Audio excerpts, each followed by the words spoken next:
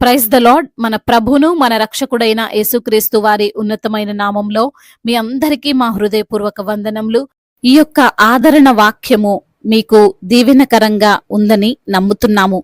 కనీసము ఈ వాక్యమును ఒక 10 మందికైనా షేర్ చేయగలరని దేవుని పేరట మనవి చేసుకుంటున్నాము. ఈరోజు దేవుని వాక్యము, నాకు మొర్రపెట్టుము, నేను నీకు ఉత్తరమిచ్చెదను, నీవు గ్రహింపలేని గొప్ప సంగతులను, గూఢమైన సంగతులను నీకు తెలియజేతును. ఇర్మియా గ్రంథము 33వ అధ్యాయము 3వ వచనము. Call to me and I will answer you and tell you great and unsearchable things you do not know. Jeremiah chapter 33 verse 3. ఈ రోజుకు గాను మహోన్నతుడైన దేవుడు మనకు అనుగ్రహించిన వాక్య భాగమును బట్టి ధ్యానించుకుందాము. ప్రభునందు ప్రియమైన సహోదరి సహోదరులారా, చాలా సందర్భాల్లో మన విశ్వాసము కంటే మన సమస్య పెద్దదిగా కనిపిస్తుంది. దానిని మనము ఎదురించలేమేమో, దానికి అసలు ఒక పరిష్కారము లేదేమో అని అనుకొని బాధపడుతుంటాం. ఈ లోక సంబంధమైన పరిష్కారం కోసం ఎదురు చూస్తాం. ఎవరో ఏ విధంగా చెబితే ఆ విధంగా ట్రై చేసి చూస్తాం. అయినా సరే ఉపయోగం ఉండదు, సరైన రిజల్ట్ రాదు. దుఃఖిస్తాం, బాధపడతాం, ఇంకేం లేదు, అంతా అయిపోయింది అని ఆశలు వదిలేసుకుంటాం. కానీ ఈ రోజున ఈ వాక్య భాగం తెలియజేస్తుంది, ప్రతి సమస్యకు దేవుని దగ్గర పరిష్కారం ఉంది అని. అవును, నీవు వింటున్నది నిజమే. దేవుడు నీ సమస్యకు, నీకు అర్థం కాని, నీవు ఛేదించలేని, నీవు ఎంత ప్రయత్నించినా కనుగొనలేని వాటికి దేవుని దగ్గర జవాబు ఉంది. బహుశా ఈ రోజున నీవు ఏ ఇబ్బందితో, ఎటువంటి బలహీనతతో ఉన్నావో, ఏమీ అర్థం కాని అగోచరమైన పరిస్థితిలో ఉన్నావో, దానికి దేవుడు నీకు తప్పకుండా సమాధానం ఇవ్వగలడు, ఇస్తాడు కూడా. ఈ లోకంలో మనుషులు గ్రహింపలేనివి చాలా ఉన్నాయండి. సముద్ర అగాధములో ఏముందో మనుషులకు తెలియదు. మనిషి హృదయంలో, అంతరంగంలో ఏముందో ఒక మనిషి గ్రహించలేడు. జీవి పుట్టుక ఎలా జరుగుతుందో సాధారణమైన వ్యక్తికి అర్థం కాదు. కొంతమంది వ్యక్తులు వారి యొక్క జ్ఞానమును ఐక్యూతో కొలుస్తూ చాలా జ్ఞానవంతుడు అని అంటుంటారు. ఇతని కంటే జ్ఞానవంతుడు లేరు అని అనుకుంటారు. ఇతనికి తెలియని విషయం ఏమీ లేదు అని చెబుతుంటారు. ఈ మధ్య ఒక టీవీ షోలో నెలలు బాబుని తీసుకొని వచ్చి, మా వాడు అన్ని దేశాల జెండాలు ఈ చిన్న ఏజ్ లోనే గుర్తుపడుతున్నాడు అని చెప్పి చూపిస్తున్నారు. అనగా మనుషులు ఎప్పటికప్పుడు తాము అన్ని తెలిసినా, అన్ని అర్థం చేసుకోగల వ్యక్తులే అని నిరూపించుకోవడానికి ప్రయత్నిస్తున్నారు. కానీ మనకు అర్థం కానివి, మనము గ్రహించలేనివి, మన వలన కానివి ఈ లోకంలో చాలానే ఉన్నాయి. అంత మాత్రాన దానికి సొల్యూషన్ లేదు అని అనుకోవద్దు, ఇంకేం చేయలేము అని డిసైడ్ అవ్వద్దు.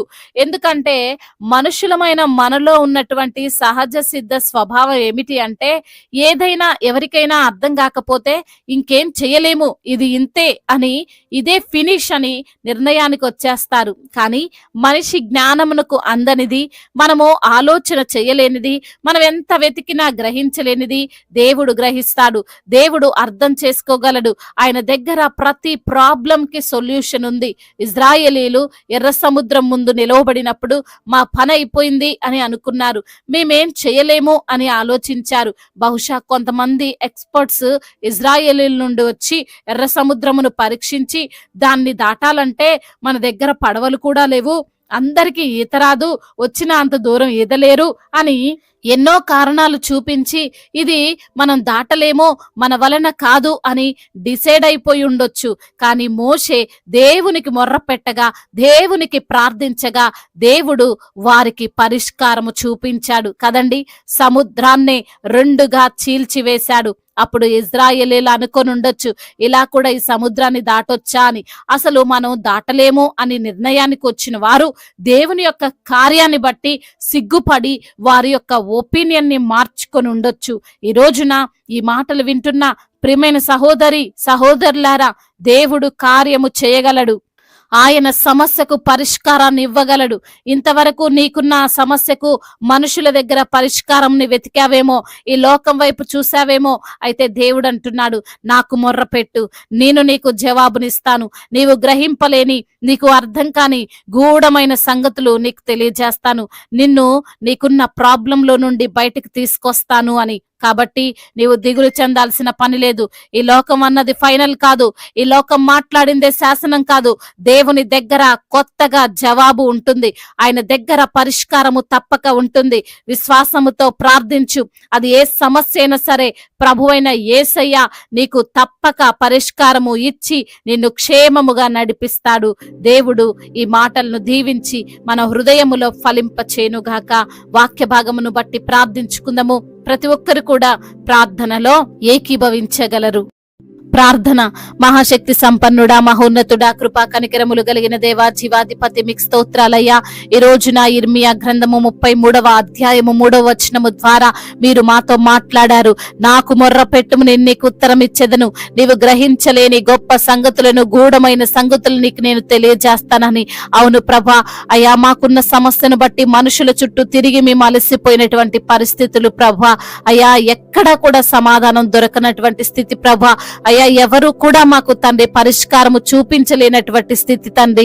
అయ్యా ఈ రోజున వాక్యము ద్వారా మీరు మాతో మాట్లాడారు, మమ్మల్ని ఎంతగానో బలపరిచారు. మేము దిగులు చెందాల్సిన పని లేదని, అయ్యా మనుషులు మాట్లాడిందే శాసనం కాదని, మీ దగ్గర కొత్తగా దానికి జవాబును మీరు మాకు అనుగ్రహిస్తారని, ఏ సమస్య అయినా తండ్రి మీ పాద సన్నిధిన చేరి మొరపెడితే తప్పకుండా మేము జవాబును పొందుకుంటామని తండ్రి సూటిగా తేటగా మాతో మాట్లాడి మమ్మల్ని బలపరిచి ధైర్యపరిచి ఆదరించిన మీ యొక్క అమూల్యమైనటువంటి మాటలను బట్టి మీకు స్తోత్రాలయ్యా. ఈ రోజున ఎందరైతే బిడ్డలు ఏ ఏ సమస్యలతో ఉన్నారో, ఇరుకులతో ఉన్నారో, ఇబ్బందులతో ఉన్నారో, వేదనతో ఉన్నారో, బాధతో ఉన్నారో, నలిగిపోయిన స్థితిలో ఉన్నారో, ప్రతి బిడ్డకు యేసు నామములో విడుదల దయచేయండి అయ్యా.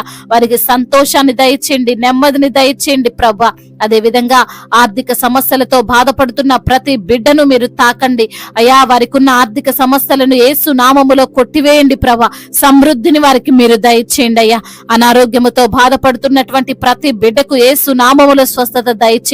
భయంకరమైనటువంటి అనారోగ్య సమస్యతో అయ్యా మరి తండ్రి రిపోర్ట్ చూసి దిగులు చెందే విధంగా వారు ఉంటుండగా ప్రభా, నార్మల్ రిపోర్ట్ ను వారికి అనుగ్రహించమని వేడుకుంటున్నాము తండ్రి. అదే విధంగా నా ప్రభువా, అయ్యా కుటుంబములో కలహాలు, మనస్పర్ధలు, అయ్యా ఒకరంటే ఒకరికి పడని ఆలోచనలు, మరి తండ్రి అపవాది చేస్తున్నటువంటి ఆ యొక్క తండ్రి గలిబిలి అంతటిని యేసు నామములో తీసివేయండి నా ప్రభా.